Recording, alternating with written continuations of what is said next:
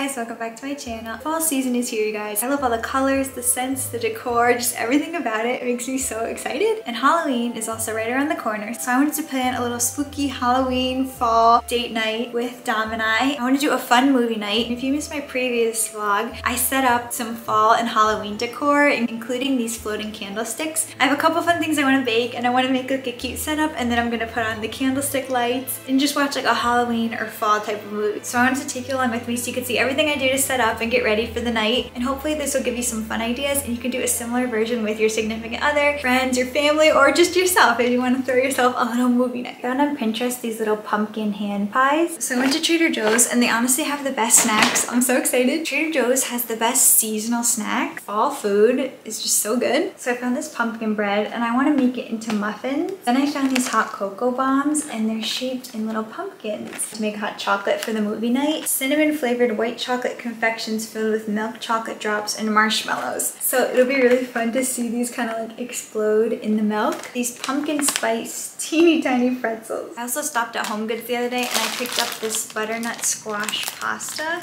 and it looks really good. I'm excited to eat these, and they're shaped in little pumpkins. I'm not gonna make these tonight because we're already gonna be having soup for dinner before the movie night, but these will be fun to have soon. So to make these little pumpkin hand pies, I actually don't have a cookie cutter the shape of a pumpkin. So what I did is I typed it into Google, and I clicked on images, and then I picked a cutter that I like that was facing forward, and this one that I like. Then I'm just taking a piece of paper, and I'm just gonna gently trace over it.